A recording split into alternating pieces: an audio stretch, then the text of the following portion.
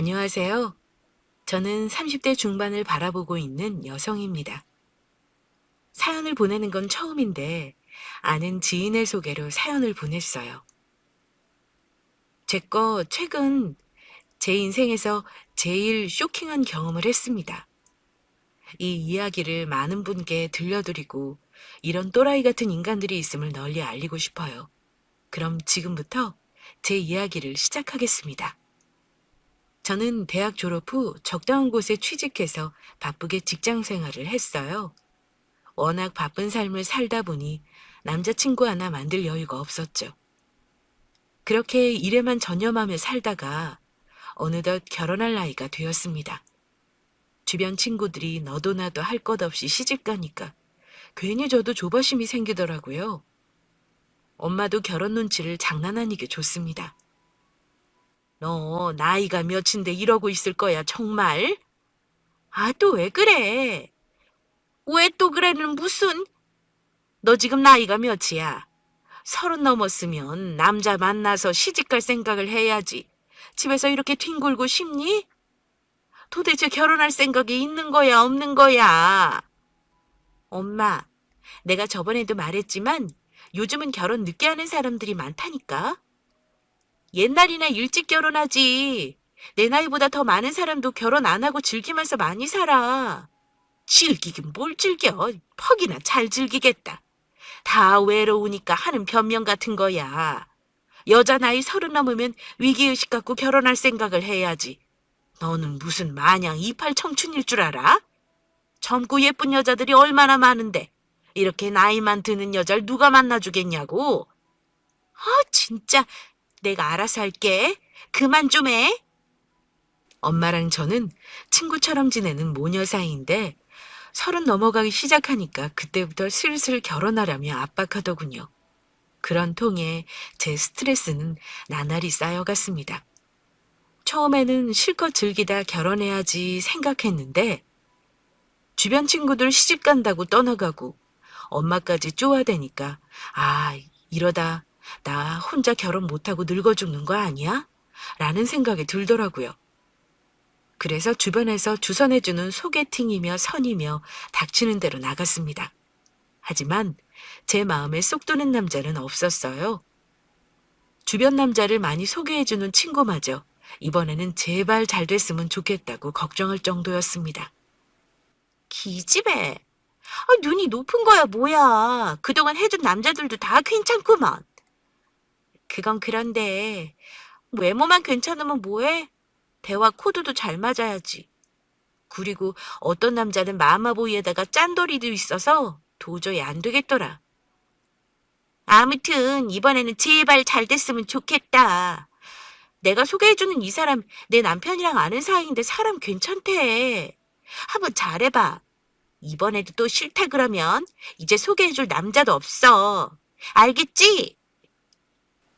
친구와 엄마의 잔소리를 등에 업고 부담을 한 몸에 받으며 소개팅 자리에 나갔습니다. 제발 괜찮은 남자가 나왔으면 좋겠다고 속으로 간절히 빌었어요. 약속 장소에 도착하니 누가 봐도 오늘 소개팅하러 온 남자가 딱 눈에 띄었습니다. 안녕하세요. 오늘 소개팅하러 나오신 거 맞나요? 아, 네. 안녕하세요. 어색한 인사가 오고 가고 형식적인 이야기를 나누었습니다. 식사하면서 어색한 침묵이 흐르는데 아, 이 남자 역시 아닌가 싶었어요.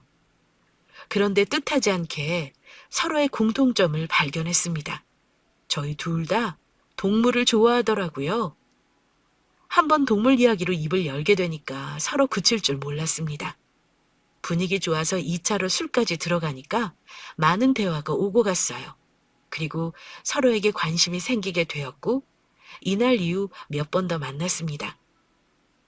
많은 시간을 함께 보내다 보니까 서로 너무 잘 맞더라고요. 드디어 제가 원하던 짝을 찾은 기분이었습니다. 우리들은 급속도로 가까워졌고 연인 사이로 발전했어요. 그리고 사귄 지 1년 후 남자친구 집안 쪽에서 결혼 이야기가 나왔습니다. 뭐 결혼? 어머님이 그러셔? 나랑 빨리 결혼했으면 좋겠다고? 응. 우리 엄마는 손자 빨리 보고 싶어 하시거든. 우리 둘이 만난 지 1년 넘었고, 나이도 있으니까 슬슬 결혼 준비하면 어떠냐고 하시더라? 자기 생각은 어때? 어차피 우리 결혼 전제로 만나고 있었으니까 엄마 말처럼 미룰 것 없이 결혼 준비해도 될 것 같은데? 그건 그렇지. 우리 둘 나이가 적은 걸 아니니까. 남자친구 이야기를 듣는데 속으로 기쁨의 쾌재를 질렀어요. 저는 결혼을 그 누구보다 바란 사람이니까요. 차마 여자 자존심 때문에 먼저 결혼 이야기를 꺼내지 못하고 분위기만 보고 있었는데 어머니께 참 감사한 생각이 들었습니다. 남자친구 입에서 기다리던 결혼 이야기가 나오니 더는 미룰 이유가 없었어요. 우리 둘은 차차 결혼 준비하기로 생각하고 양쪽 집안에 인사부터 드리기로 했습니다. 남자친구가 먼저 우리 집에 인사드리러 왔고 그 다음 제가 남자친구 집에 인사드리러 가게 되었어요. 안녕하세요, 어머니. 아이고, 우리 며느리 왔어? 남자친구 엄마를 처음 봤는데 참으로 친근하고 살갑게 대해주시더라고요. 그 덕분에 긴장되던 마음이 사르르 풀어졌습니다. 엄마는 무슨 벌써 며느리야? 왜? 어차피 결혼할 거고 내 며느리 될 건데 미리 며느리 삼으면 되지. 안 그래, 우리 며느리? 그렇죠. 저는 되려 듣기 좋은데요. 아이고, 어쩜 말하는 것도 이리 이쁠꼬. 참, 오늘아 배고프지? 내가 우리 새아기 좋아하는 음식으로 준비했으니까 어서 밥 먹자. 예비 시어머니는 처음 본 저를 참 살갑게 잘 대해주셨습니다. 같이 오순도순 모여 식사할 때 남자친구 어린 시절 이야기하면서 웃으며 즐겁게 마무리했어요.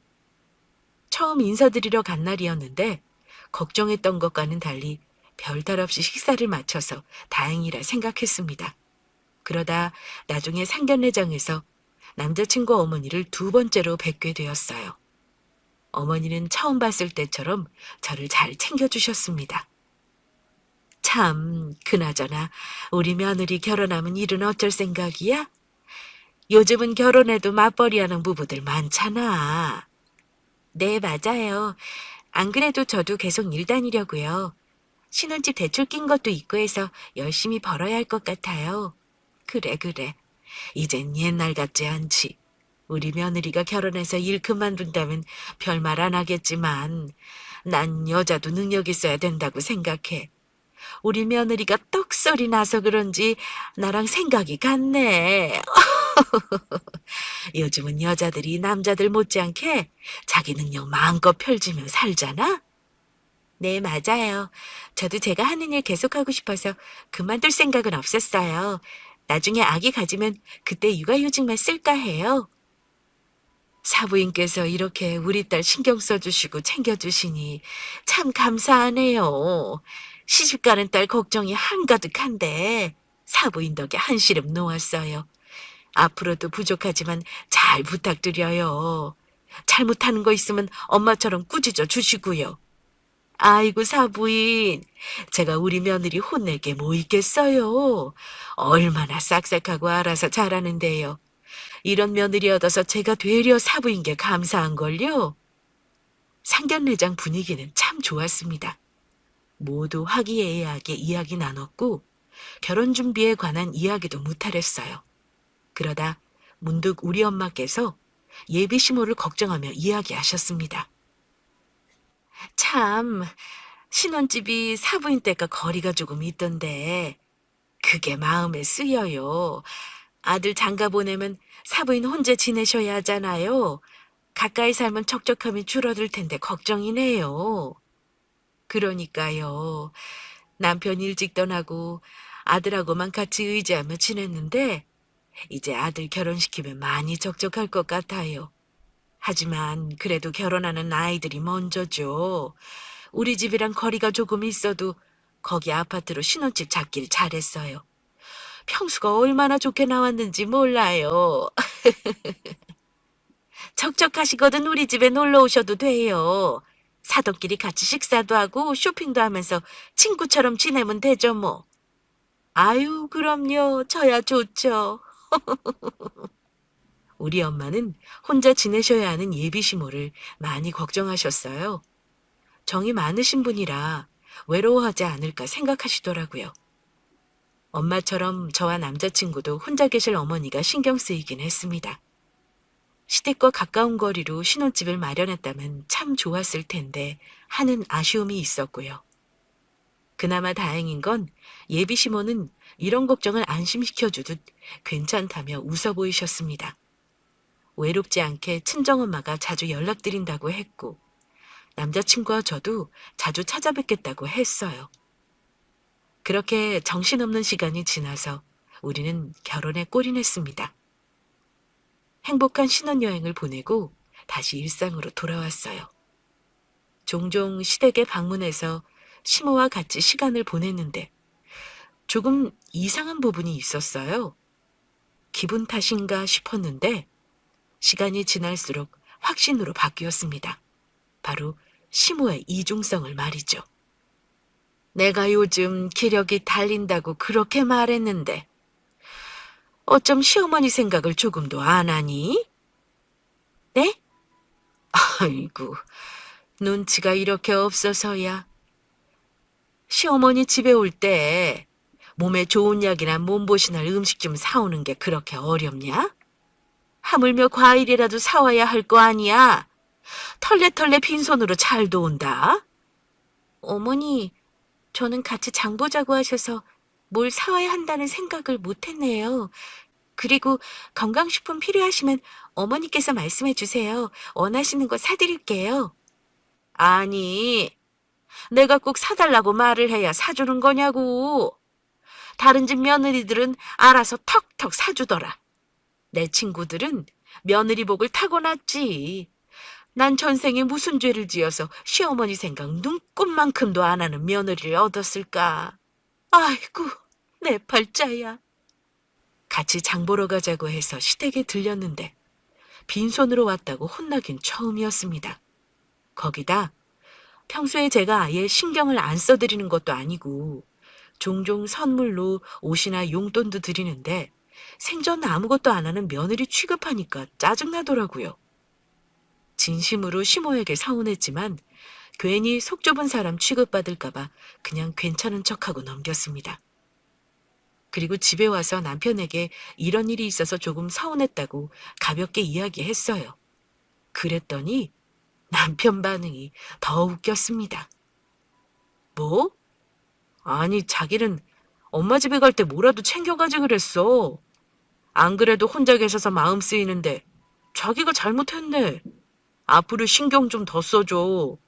자기는 부모님 두 분 다 계셔서 크게 걱정되지 않겠지만 난 우리 엄마 혼자 계셔서 많이 걱정된단 말이야. 자기가 우리 엄마 잘 좀 챙겨줘. 시모가 하는 말도 기가 차는데 남편의 말이 더 기가 찼습니다. 저를 몹시 나쁜 며느리로 알고 있더라고요. 시모한테 서운한 감정은 뒷전이고 남편한테 서운한 마음이 더 들었습니다. 그리고 이뿐만이 아니에요. 글쎄, 하루는 시모가 갑자기 몸살이 났다는 연락을 받고 부랴부랴 시댁으로 갔습니다.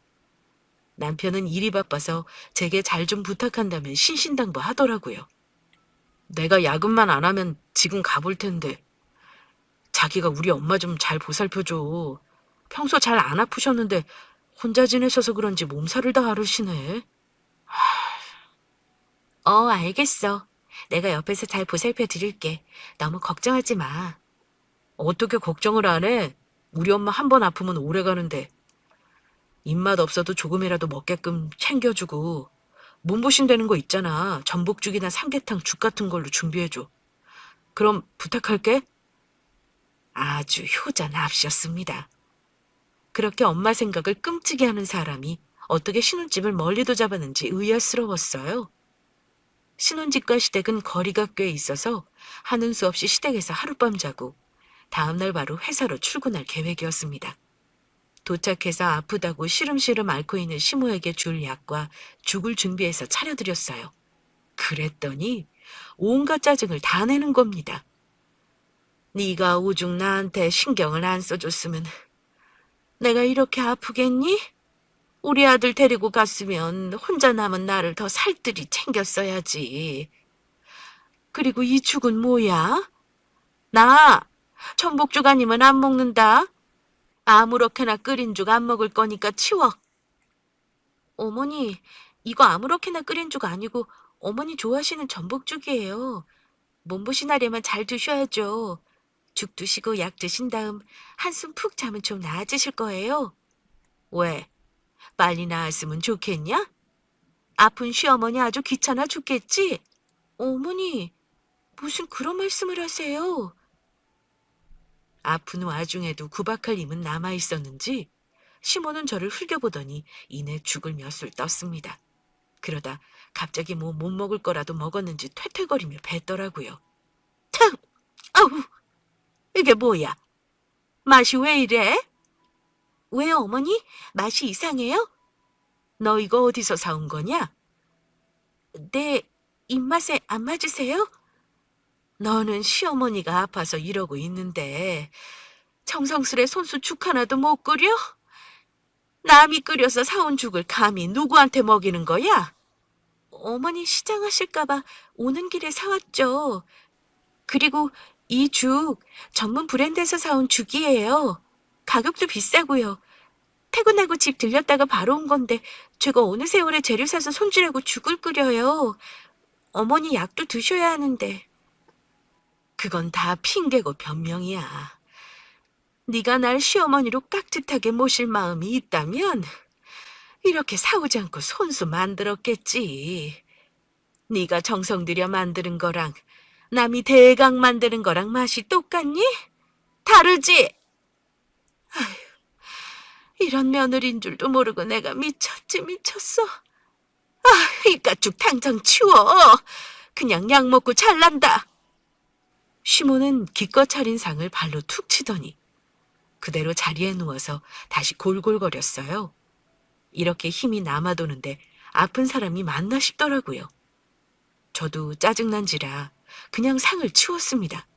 그리고 밤새 중간중간 저를 깨워서 물 떠오라고 시키고 화장실 가게 부축하라고 하고 아주 잠을 한시도 안 재우더라고요. 피곤한 몸을 이끌고 다음날 회사에 출근했고 덕분에 종일 비실비실 피곤함에 쪄들었습니다. 시몬은 제 기를 쪽쪽 빨아먹고 기운 차린 것 같았어요. 그렇게 힘든 저는 퇴근하자마자 집에 가서 얼른 쉬려고 했는데 저를 기다리고 있던 남편이 저를 막아섰습니다. 자기, 어제 어떻게 된 거야? 어제 왜? 뭐가? 아니, 어제 우리 엄마한테 전복죽 사서 드린 거 맞냐고. 그게 왜? 가뜩이나 피곤해 죽겠는데 남편은 전복죽 운운하면서 단전에서부터 깊이 올라온 한숨을 토해내더라고요. 저는 그런 남편의 태도에 영문을 몰랐습니다. 왜 그래? 뭐 문제 있어? 당연히 문제 있는 거 아니야? 내가 어제 자기한테 우리 엄마 좀 잘 챙겨달라고 부탁한다고 했잖아. 그런데 어떻게 밖에서 파는 죽 대충 사서 엄마한테 드시라고 줄 수 있어? 그래서 엄마 죽 안 먹고 그냥 약만 드신 다음에 잤다며. 아픈 사람이 잘 먹어야 빨리 낫는 건데 어떻게 우리 엄마한테 그렇게 신경을 안 써줄 수 있는지. 진짜 서운하다. 어느 정도 이해가 돼야 남편이 정말 서운했다고 생각이라도 할 텐데 거의 개풀 뜯어먹는 수준으로 이야기하니까 오히려 제가 더 서운했습니다. 피곤해 죽을 것 같은 사람한테 이런 말을 늘어놓으니 속에 있던 우라가 치밀어 오르더라고요. 한껏 예민해진 저는 화를 참지 못하고 급발진했습니다. 무슨 말이 그래? 그래서 그게 지금 내 잘못이라는 거야? 자기 말 한 번 참 이상하게 한다? 솔직히 밖에서 사온 죽이 뭐가 문제인데 다른 사람들한테 물어봐. 다 괜찮다고 하지. 심지어 난 어머니 시장 가실까봐 퇴근하자마자 죽 사들고 뛰어갔어. 어느 세월에 재료 사서 손질하고 쌀 불려서 죽을 만드니? 그리고 내가 어제 얼마나 힘들었는 줄 알아? 밤새 어머니 간호하고 신경 쓰느라 잠 한숨도 못 잤다고. 그런 나한테 지금 그게 할 소리야? 진짜 너무한다. 지금 자기가 이렇게 화낼 일이 아니지? 일반 사람들한테는 사온 죽 먹여도 괜찮지만 우리 엄마는 누구야? 당신 시어머니잖아. 그럼 정성을 보여야지. 그러면 우리 엄마도 기분 좋게 고마워하면서 맛있게 드셨을 거야. 그리고 우리 엄마가 그렇게 아프시다는데 그날 하루 반차 써서 일찍 갈 수도 있는 거 아니야? 그러면 충분히 재료 사서 죽 끓일 수도 있잖아. 다른 사람도 아니고 우리 엄마한테 하나도 신경 안 써주는 것 같아서 정말 서운해. 솔직히 말해서 장모님이 혼자 지내시면서 아팠어 봐. 자기 반차 안 쓰겠냐고. 안 그래도 서운한데 말까지 그렇게 하니까 더 서운하다. 결혼해서 혼자 있는 엄마 생각하면 내가 얼마나 마음 쓰이는지 뻔히 알면서 어쩜 이렇게 남대하듯 하냐? 자기가 그러고도 우리 엄마 며느리야? 남편은 계속해서 제가 잘못했다며 서운하다는 말만 주저리 늘어놓았어요. 제 상황을 충분히 설명했음에도 귀 닫고 생각하고 싶은 대로만 이야기하면서 말입니다. 정말 사람 지치게 만드는데 제 마음 하나도 몰라주는 남편이 야속해서 저도 이날 물러서지 않고 맞받아치며 계속 싸웠어요. 감정이 상한 우리 두 사람은 한동안 말도 잘 안 하고 집에는 차가운 분위기만 감돌았습니다. 남편은 저한테 사오는 티를 팍팍 내려고 한동안 시댁에서 자고 오는 날이 많기도 했어요. 그렇게 계속해서 냉전을 유지하던 중 시모가 할 말이 있다면서 집에 들르라고 했습니다. 저는 퇴근하자마자 시댁으로 향했고 시모는 물 한 잔 주지도 않은 채 저를 앉히고 이야기를 꺼냈습니다. 너는 일하느라 힘든 남편한테 뭐라고 했길래 우리 애가 여기서 지내는 거냐? 결혼한 지 얼마나 됐다고 애를 편하게 두지 않고 힘들게 하는지 원. 어머니, 사정이 좀 있었어요. 얼마 전에 남편이랑 좀 다퉜거든요. 신경 쓰이게 해드려서 죄송해요. 남편이랑 이야기해서 잘 풀어볼게요. 아무튼 네 남편 잘 내조하며 살아라. 남편이 곧 하늘인 법이야. 참, 그리고 앞으로 매달 100만 원씩 용돈 다오. 네? 100만 원씩 용돈이요? 생각지도 못한 시모의 말을 듣고 저는 깜짝 놀라 물었습니다. 왜 이렇게 놀래? 이게 뭐 그리 놀랄 일이냐? 혼자 사는 시어머니한테 이 정도 해주는 게 당연하지. 그리고 이런 것도 꼭 내가 먼저 말할 게 아니라 네가 진작 챙겨줬어야 하는 거다. 그래도 용돈을 매달 100만 원씩 챙겨드리는 건 좀... 평소에 중간중간 용돈 챙겨드렸고 어머니 앞으로 매달 나오는 돈도 있으신데 용돈이 100만 원이나 필요하신 거예요? 왜? 혼자 사는 늙은 시어머니가 뭔 돈이 필요하냐? 뭐 이런 소리 하는 거냐? 그래서 지금 용돈을 못 주겠다는 거야? 아예 못 드리겠다는 게 아니라 우선 생각을 좀 해볼게요. 남편이랑 이야기도 나눠봐야 할 것 같고요. 세상 천지에 돈 마다할 사람이 어디 있냐? 돈 넘쳐서 싫다는 사람이 어디 있어? 있으면 좋은 거지. 그리고 네가 내 처지 되어봐라. 혼자 사는 시어머니 걱정되지도 않아? 우리 아들 있다가 없으니 척척해 죽겠다. 이러다가 우울증 걸려서 죽을 판이야. 그럼 어느 정도 사는 낙이란 게 있어야 할 것 아니냐? 여기저기 좀 구경도 다니고 친구들 만나서 기분 전환도 해야 하니까. 앞으로 매달 딱 100만 원씩만 줘. 그 정도는 혼자 사는 이 시어머니를 위해서 당연히 해줘야 하는 거지. 안 그래? 용돈이 좀 필요하신 거면 적정선에서 챙겨드릴 수 있어요. 그런데 매달 100만 원씩은 조금 생각해봐야 할 것 같네요. 어찌 보면 적은 금액이 아니라서요. 우리 집 대출금도 갚아야 하고 차 할부도 있거든요. 우선 어머니 남편이랑 상의해보고 말씀드릴게요. 뭐야? 이게 지금 뭐 하자는 거야? 시어미가 말하면 네 알겠습니다 하면 될 것이지 뭐 이리 주절주절 말이 많아? 대체 시어미 용돈 주는 거로 남편이랑 상의할 게 뭐가 있냐? 너 솔직히 나한테 용돈 주기 싫어서 그런 거지? 그깟 돈이 그리 아까워서 이러는 거 아니야, 지금? 어머니, 그런 게 아니라, 아우, 됐어. 듣기 싫어. 아무튼, 난 너한테 분명히 말했다.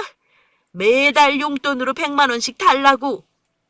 그 정도도 못하면 내 며느리 할 자격 없는 거지. 내 아들 데려가서 혼자 남은 시어미 챙기려는 마음이 조금도 없는 게냐? 난 너희들한테 그 정도 받을 권리 충분하다고 생각한다. 내가 언제 너희들한테 혼자 남은 날 모시라고 하냐? 뭘 하냐? 그저 용돈만 챙겨달라는 건데 그게 그렇게 어려운 일이야? 시어머니가 그러라고 하면 알겠다고 하고 넘길 것이지 토나 달고. 하여간 난 매달 100만 원씩 용돈 주는 거로 알 테니까 너도 그리 알아. 아이, 뭐하고 앉아있어. 이야기 다 끝났으니 가봐야지. 꼴 보기 싫으니까 얼른 가라. 할 말이 있다며 갑자기 사람을 오라고 하더니 밑도 끝도 없이 용돈 이야기만 늘어놓는 시모였습니다. 막무가내로 용돈 100만 원씩 달라며 억지 부리고 집에 가라며 저를 등 떠밀었어요. 집에 와서 이 상황을 어떻게 처리해야 하나 막막했습니다. 마침 퇴근한 남편이 집에 왔길래 붙잡고 이 상황을 다 이야기했어요. 그러자 남편의 반응은 참 덤덤했습니다. 어머님이 매달 용돈으로 100만 원씩 달라고 하시는데 어떡하지? 뭘 어떡해? 드리면 되지. 뭐? 어떻게 매달 100만 원씩 드려? 우리 집 대출금이며 차 할부값이면 나갈 돈이 있는데. 우리가 더 아껴 쓰면 되잖아. 그럼 충분히 드릴 수 있는데 왜? 아무리 그래도 월 100만 원씩 용돈 드리는 건 좀 과한 것 같아. 거기다 우리 친정 부모님께는 용돈 안 드리잖아. 어머니만 그렇게 드릴 수 없어. 참나, 자기 말하는 게 좀 이상하다. 지금 그 말은 처가에는 용돈 안 드리니까 우리 엄마한테도 용돈 못 주겠다는 거잖아. 당연하지. 양쪽 집안 공평하게 대해드려야 하는 거 아니야? 어떻게 공평하게 대할 수 있어? 상황이 다른데. 처가는 장인 장모님 두 분이 지내시잖아. 정작 우리 집은 엄마 혼자 계시고 우리가 더 잘 챙겨드리지는 못하면 용돈이라도 넉넉히 드려야 하는 거 아니야? 뭐? 맞잖아. 내 말이 틀려? 이상한 논리로 이야기하는 남편이 참 이상하고 어이없었어요. 가뜩이나 시모 때문에 골치 아파 죽겠는데 이건 또 왜 이러나 확 짜증이 났습니다. 여기서 그 이야기가 왜 나와? 그래서 우리 부모님은 두 분이 같이 지내고 계시니까 덜 챙겨드리고 덜 신경 써드려도 된다는 소리야? 그건 아니지. 똑같은 부모님이고 모셔야 할 의무가 있어. 거기다 어머님은 혼자 지내시니까 자기랑 나랑 더 신경 써드리면서 챙겨드리고 있잖아. 너무 감정적으로만 앞서서 생각하지 말고 우리 이성적으로 좀 생각하자. 충분히 이성적이야. 난 다른 사람들 붙잡고 물어봐. 자기 부모님하고 우리 엄마하고 상황이 같은지. 공평하게 챙겨드리면 좋지. 그런데 애초에 우리 엄마는 자기 부모님하고 상황이 다르잖아. 어떻게 공평할 수 있겠어? 난 우리 엄마 혼자 지내시는 게 너무 불쌍하고 마음이 짠한데 이런 내 마음을 알아주기나 하냐고. 이러니까 내가 서운하다고 하는 거야. 우리 엄마를 너무 남처럼 생각하는 것 같다, 진짜. 그게 무슨 소리야? 왜 이야기가 그렇게 돼? 우리 이런 비슷한 이야기로 많이 싸운 거 알아? 내 마음이 그렇지 않다는 거 잘 알잖아. 왜 이렇게 날 삐딱하게 생각하는 거야, 정말? 어떤 이야기를 할 때마다 저는 늘 시어머니 생각 조금도 안 하는 매정한 며느리로 만드는 남편이었어요. 그렇다 보니 대화의 흐름은 늘 도돌이표였습니다. 서로 안 좋은 감정들로 채워져 갔죠. 어머님 용돈권에 관한 이야기도 남편은 절 인정머리 없는 며느리로 만들었습니다. 그런데 솔직히 제 말이 맞지 않나요? 나갈 돈도 있는 마당에 어떻게 매달 100만 원씩 챙겨드릴 수 있나요? 100만 원이 큰 돈은 아니지만 그렇다고 적은 돈도 아니잖아요? 거기다 이런 말을 하는 제가 정말 시어머니를 조금도 안 챙기는 며느리로 취급받아야 하는 건지 이해되지 않았습니다. 남편과의 감정의 골은 더욱 깊어져만 갔어요. 그러던 어느 날 사건이 하나 터졌습니다. 시모가 집에서 화장실 청소하다가 미끄러져서 그만 허리를 삐끗하셨어요. 남편은 자기 엄마를 엄청나게 걱정했습니다. 아이, 가뜩이나 몸도 안 좋으신데 뭐하러 화장실 청소 같은 걸 해서 허리까지 다치냐? 정말 속상해 죽겠네. 허리 아파서 이것저것 뭐 하시기 어려우실 텐데. 자기는 대체 뭐 한 거야? 시댁에 자주 가서 우리 엄마 대신 집안 청소도 좀 도와드리면 좋잖아. 그럼 이런 일도 안 생기고. 뭐? 그걸 왜 나한테 뭐라고 그래? 내가 뭐 집에서 놀아? 아니잖아. 나도 일 다니느라 피곤해. 거기다 거리도 먼데 어떻게 자주 가서 청소며 뭐며 도와드릴 수 있어? 자기도 안 하면서? 잘 나가다가 갑자기 저한테 불똥이 튀었어요. 이게 또 한 번 시작하자는 건가 싶어서 억울한 마음에 발끈하고 나섰습니다. 그래서 지금 자기는 잘못한 게 하나도 없다는 거야? 대체 내가 뭘 잘못했는데? 어머님 허리 다친 게 내 탓이라는 거야? 전부 자기 잘못이라는 게 아니라 어느 정도는 책임이 있지 않냐는 거지. 그게 왜 내 책임인데? 나만 어머니 모셔야 하는 거 아니잖아. 자식인 자기도 정작 잘 챙겨드리지 못하면서 왜 나한테만 떠넘기는 거야? 어떻게 나랑 자기랑 같아? 자기는 우리 집안의 시집온 며느리야. 그러면 나보다 시어머니를 더 잘 챙겨드리고 모셔야 할 의무가 있는 거지. 아무튼 이번 일 때문에 더 이상 안 되겠어. 계속 엄마 혼자 두면 더 큰 사달이 날 것 같아. 그래서 말인데 우리 엄마 집 정리하고 우리가 모시자. 자기는 하던 일 관두고 집에서 살림하면서 우리 엄마 좀 챙겨드려. 뭐? 일을 그만두라고? 순간적으로 제 귀를 의심했습니다. 뭐 잘못 들은 줄 알았어요. 갑자기 시모를 모시고 하던 일을 관두라고 하니까 어안이 벙벙하면서 이게 뭔 뚱딴지 같은 소리인가 생각됐습니다. 앞서 이야기한 며느리의 돌이 어쩌고 저쩌고도 개소리 같아서 짜증났는데 뒷이야기는 더 가관이더라고요. 갑자기 그게 무슨 말이야? 왜 내가 하던 일을 관두고 어머니를 모셔야 하는데? 그럼 계속 저렇게 마냥 우리 엄마 혼자 두게 할 거야? 그건 아니지. 이건 자기 혼자 결정하고 통보할 게 아니라 나랑 상의해서 정해야 하는 거 아니야? 내가 하는 일이 있는 건데 내 의사 상관없이 무턱대고 관두라는 게 말이 돼? 거기다 갑자기 어머니를 모시자고 하고. 그게 낫잖아. 난 제일 나은 방법이라서 말하는 거야. 엄마 저렇게 혼자 지내시다가 나중에 더 큰일 생기면 어떡해? 자기가 책임질 거야? 아니잖아. 집 대출금도 남아있으니까 아싸리 엄마 집 처분해서 우리 집 대출금에 보태고 같이 모시고 사는 게 낫지. 그러면 대출금도 나갈 돈 줄어드니까 우리가 버는 돈으로 충분히 생활할 수 있잖아.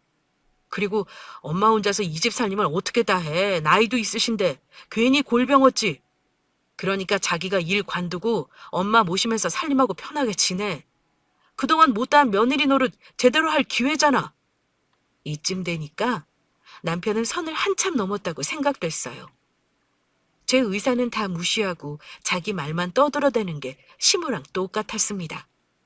그동안 쌓인 감정이 좋지 않아서일 수도 있지만 저를 무시한다고 생각하니까 어마어마하게 화가 치밀어 오르더라고요. 또 남편 놈이 너무 괘씸하고 꼴보기 싫었어요. 되지도 않은 논리로 호구짓하게 만들길래 확 열받아서 결혼이고 뭐고 때려치우고 싶었습니다. 그래서 에라 모르겠다 막 나갔어요. 웃기고 있네. 진짜 듣자 하니까 어디서 말도 안 되는 논리를 짓거려대는 거야? 야, 내가 무슨 너희 집 종이냐? 어? 내가 왜 하던 일까지 관두면서 네 엄마를 모셔야 하는데? 난 네 아내지. 너 대신 네 엄마를 모시고 챙기는 시녀가 아니라고. 그렇게 엄마 귀하게 생각하는 새끼가 뭐하러 결혼해서 여러 사람 힘들게 만들어? 차라리 네가 일 관두고 집에 들어앉아서 네가 끔찍이도 생각하는 엄마 모시고 살아. 그게 낫겠네. 뭐? 자기 지금 말 다 했어? 아니, 아직 다 못했어, 이 자식아. 며느리가 무슨 봉이냐? 어? 효도는 왜 나만 해야 하는데? 자식은 너잖아. 요즘이 무슨 조선시대도 아니고 왜 나한테 며느리 효 운운하면서 개소리를 떨어? 그렇게 효도하고 싶으면 네가 하면 되는 거야. 나한테 강요하지 말라고. 누가 보면 지는 우리 부모님한테 엄청나게 잘해주는 줄 알겠네. 우리 부모님은 두 분이 같이 지내시니까 효도고 뭐고 필요 없냐? 그래서 그렇게 연락도 한 번 안 하고 찾아뵙지도 않는 거였어? 그동안 뭐 난 너한테 안 서운한 줄 알아? 지가 나랑 우리 부모님께 잘한 건 하나도 없으면서 뭐만 하면 지네 엄마 잘 안 챙겨준다고 서운하다 뭐다 하는데 웃기지 말라 그래. 너나 잘해. 이 마마보이 미친놈아. 아주 막 나가시겠다. 네가 이런 여잔 줄 몰랐다. 마음 착하고 괜찮은 여자 만난 줄 알았더니 내가 깜빡 속은 거였어. 그동안 그 이중성 어떻게 숨기고 살았냐? 우리 엄마 챙겨주기 싫어서 이런저런 변명들로 합리화 잘하더니 아주 나까지 이상한 놈 만드네. 네가 이 정도로 못돼 처먹은 앤 줄 조금도 몰랐다. 나중에 우리 엄마 병들면 나 몰래 괴롭혀서 죽이려냐 넌. 사돈 낱말하네. 아주 대단한 효자나셨다. 쥐는 효도 안 하고 남이 대신하게끔 하는 놈이 뭔 개똥 같은 소리라고 있어. 나야말로 네가 이런 놈일 줄 몰랐다. 이중성이 뛰어난 건 내가 아니라 너희 집안이야. 집안 내력이냐? 네 엄마랑 똑같아 아주. 내가 어쩌다 너 같은 놈이랑 결혼해서 이딴 소리를 들어야 하는지 모르겠다. 마음 같아선 결혼이고 뭐고 다 때려치우고 싶은 심정이야. 물을 수 있다면 물르고 싶다고. 그건 내가 하고 싶은 말이야. 나도 널 만난 게 후회된다고. 이런 여자인 줄 알았으면 결혼이고 뭐고 안 했지. 난 너한테 속아서 결혼한 거야. 알아? 이제 너 같은 못된 년이랑은 한시도 같이 살고 싶지 않으니까 당장 이혼해. 우리 엄마 잘 모시고 착한 여자 얼마든지 새로 만나서 다시 결혼할 수 있어. 너 같은 거 필요 없다고. 그래, 봐라, 봐. 너 대신 대리 효도할 여자 열심히 찾아봐라. 어디 있나? 당장 이혼해. 남편의 끝을 알게 된 이상 같이 살 이유가 없을 것 같았어요. 아무리 서로 감정이 격해진 상태라고 해도 되지도 않는 며느리 효 운운하면서 지 대신 대리 효도하게 하려는 태도가 정말 개진상이더라고요. 시모도 정신 나가는데 이놈까지 한술 더 뜨니까 학이 떼졌습니다. 구정물에 계속 발 담그고 있으면 안 될 것 같아서 늦기 전에 발을 빼야겠다고 생각했어요. 그래서 이혼하기로 마음먹고 빠른 정리에 들어갔습니다. 그랬더니 이 미친놈이 갑자기 약한 소리를 하면서 정말 이혼할 거냐는 개소리를 또 펼치더라고요. 정말 나랑 이혼할 생각이야? 그냥 미안하다고 사과하고 우리 엄마 모시면 될 일이지. 진짜 끝을 봐야겠어? 이렇게까지 서로 피곤하게 살 필요 없잖아. 왜 이렇게 자존심을 굽히지 못해? 사과 한마디면 다 끝날 일을. 뭔 소리야? 지금 자기소개하냐? 그건 너잖아. 그리고 내가 너한테 이혼하자고 한 말이 장난 같아? 아니야, 난 진심이라고. 너 같은 놈이랑 더 이상 못 살겠으니까 우리 쿨하게 이혼하자. 난 네가 원하는 대리 효도 같은 거 할 마음 없으니까. 나랑 헤어지고 네 집안 뜻대로 보는 여자 만나서 살아. 그런 여자가 있을지 모르겠지만 지금이라도 늦지 않았어. 그냥 미안하다고 딱 한마디만 해. 그리고 우리 엄마 모시고 같이 잘 살면 되잖아. 막말로 우리 사이 좋았잖아. 단지 자기가 잘못 인정 안 하고 억지 부려서 일이 이렇게 커진 거 아니야. 여기서 그만하고 사과하면 내가 그동안에 있었던 일 다 잊고 용서해줄게. 마지막 기회야. 나중에 후회하지 말고 나한테 사과해. 사과 같은 소리하고 앉아있네. 사과로 한 대 맞기 전에 그 입 닫아. 너랑 다시 잘해볼 생각 눈꼽만큼도 없으니까. 너랑 꼭 이혼해서 이 지긋지긋한 집안에서 탈출할 거야. 답이 없는 너희 엄마랑 너. 내 인생에서 다 치워버릴 거라고. 마지막까지 개소리를 지저대는 남편 새끼. 저는 그 모습에 더욱 질려서 이혼 준비의 속도를 높였습니다. 그리고 서로 원만하게 합의 이혼하려고 했는데 피해자 코스프레 하면서 위자료 달라며 정신 나간 소리를 하더라고요. 그래서 저도 물러서지 않고 똑같이 대응했고 이혼의 책임을 시모와 남편 쪽으로 돌렸습니다. 나중에 상황이 불리하게 흘러가니까 합의 이혼하자며 슬쩍 이야기하더라고요. 그래서 알겠다고 하고 그제 합의 이혼해서 정신 나간 집안과 연을 끊을 수 있었습니다. 저는 제가 선택한 이혼을 후회하지 않아요. 저희 엄마 역시 한번 갔다 온 게 뭐 대수냐고 괜찮다고 기죽지 말라며 힘을 주셨습니다. 현재 저는 제가 하고 싶은 일을 하며 다시 예전의 삶으로 돌아왔지만 행복하게 지내고 있어요. 지금 순간에 만족하고 있습니다. 만약 이혼하지 않고 계속 그놈과 살았다면 혈압 터져서 죽었을지도 모르겠네요. 여러분도 제 이야기를 듣고 결혼을 신중히 생각하셨으면 좋겠습니다. 절대로 나이에 쫓겨서 결혼하지 마세요. 그리고 결혼했더라도 이런 미친 인간들이 많으니 혼인신고는 꼭 천천히 하시고요. 그럼 지금까지 제 긴 사연 들어주셔서 감사합니다.